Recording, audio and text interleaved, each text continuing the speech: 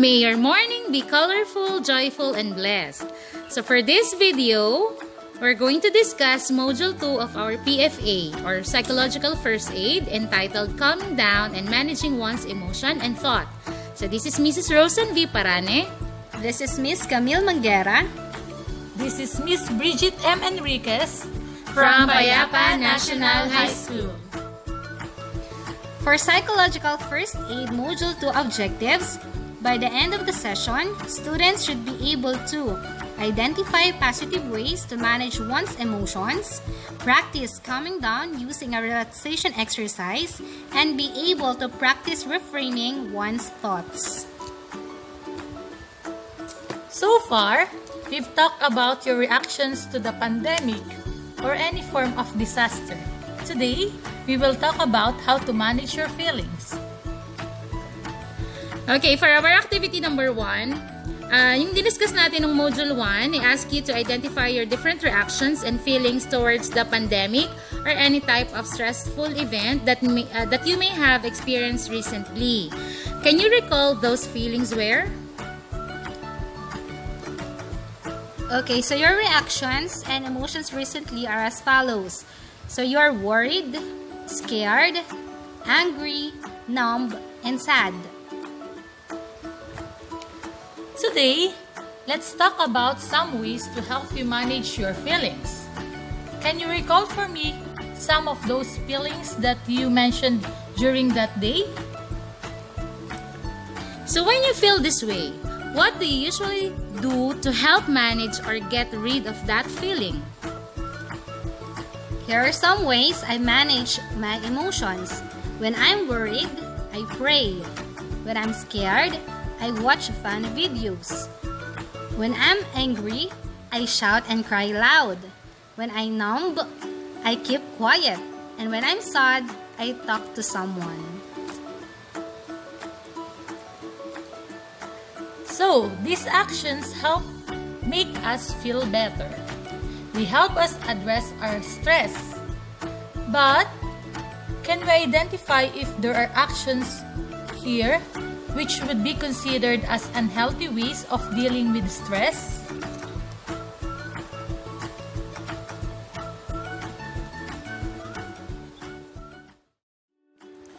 Which ones would be considered as healthy ways of coping? Then, what made you say that? Please take a look at your own list of emotions from yesterday and list down the ways that you deal with the emotions. Can you identify if you are using healthy or unhealthy ways of dealing with the stress? Take a look at this one. Here are some ways I manage my emotions. When I'm worried, I pray, and that is a healthy way. When I'm scared, I watch funny movies. That is also a healthy way. When I'm angry, I shout and cry aloud. That is an unhealthy way. When I'm numb and sad, I keep quiet and I talk to someone. That is a healthy way. Today, I want to remind you of the healthier ways of dealing with our feelings. I will teach you 3 new and easy ways. Okay, for our activity 3, we're going to have 3 healthier ways of dealing with our feelings. Number 1, count backwards. If you feel that you are getting more upset or stressed or anxious or nervous, you can ask to be excused, or you can just close your eyes or turn around and just silently count backwards from 10 until 1. While doing so, focus on your breathing and tell yourself to calm down. Let us try it all together.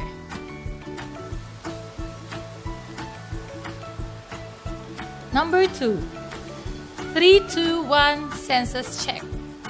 In this method, I want you to quietly name 3 things you can see around you, 2 things you can feel, and 1 thing that you can hear. While doing that, breathe in and out 5 times. But every time you do so, you add 1 more second to each inhale and 1 more second to each exhale. Okay, so let us have our senses check. Name 3 things you see, 2 things you feel, and 1 thing you hear.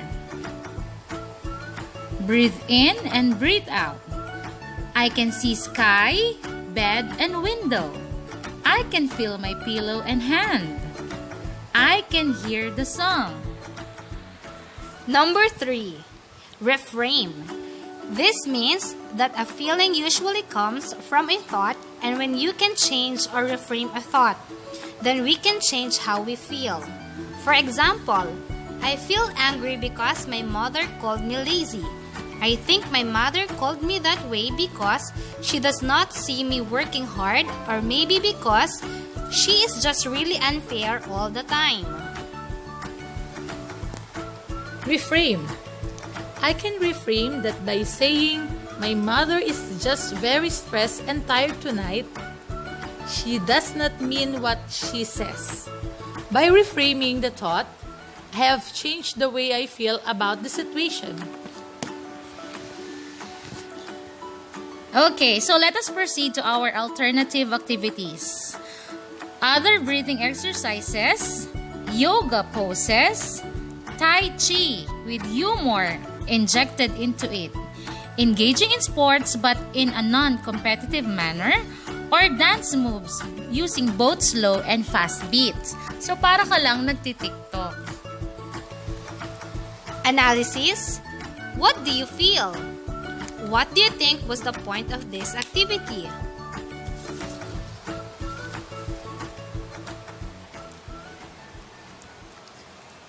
What do you feel? What do you think was the point of this activity? So you will write it down here. Okay, for abstraction, can you compare how you feel right now with how you felt before we started with the relaxation activity? On a scale of 1 to 5, 5 being the highest rate, your level of stress before and after we started with the exercise, did you feel that the level changed? Okay, please take down note on your notebook. You're going to make 2 columns. For the first column, scale of stress before the activity and scale of stress after the activity, with the scale of 5 being the highest and 1 being the lowest.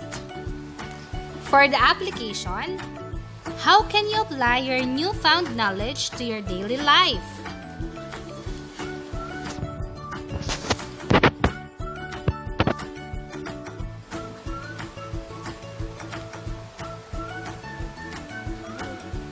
So for this application, like what is on your screen, there's a question there. How can you apply it in your life?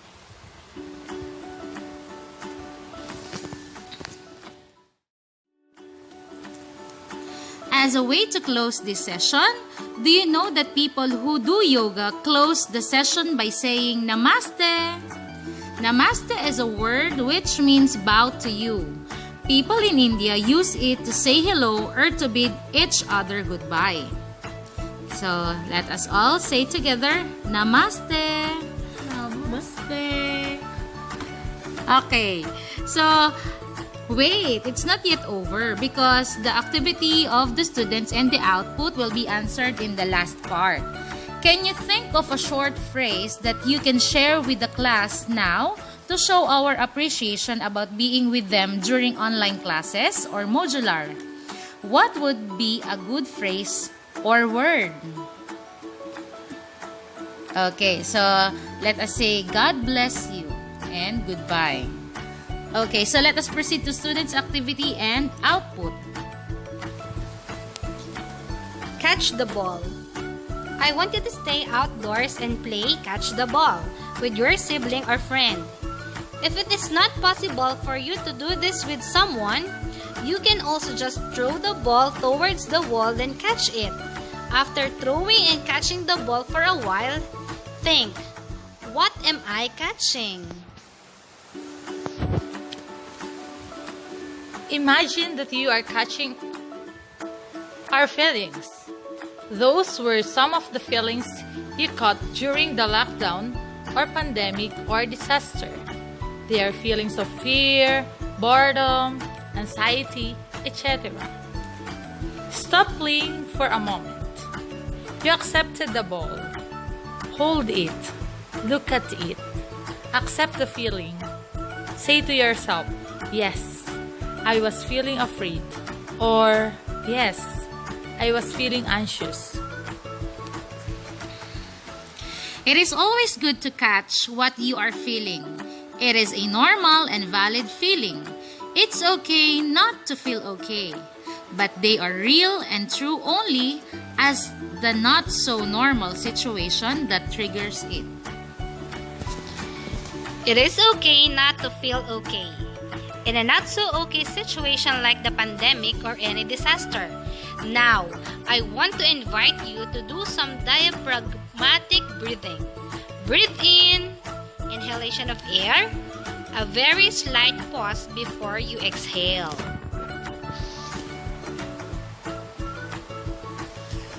Breathe out, exhalation of air.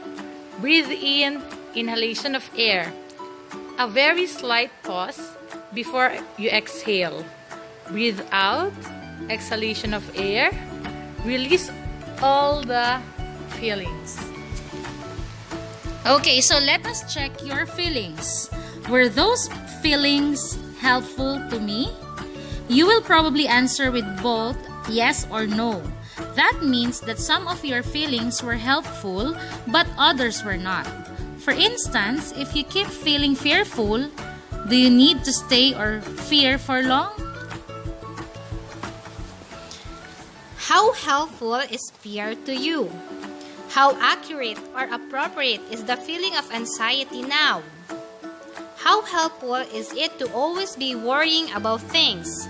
While thinking about this, breathe in and breathe out for 5 times.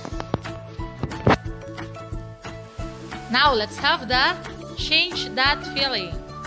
In this part, I want you to think of something else to help you feel better. This means that you can replace that feeling. Some feelings are productive and useful, while some may be unproductive and useless. It is because they are no longer appropriate to the situation. You have the power to change your feelings by actually changing your thoughts about the feeling. This process is called reframing. Where is the feeling coming from? Or you can ask, where is the ball coming from? Why did it hit you? How do you manage your feelings? You can manage it by changing the name of the ball into feelings of gratefulness, understanding happiness, and contentment. Breathe in and breathe out 5 times. So answer the following. What do you feel? What do you think was the point of catching, checking, and changing your feelings? What was the reason why you had to reframe your thoughts? Thank you for watching!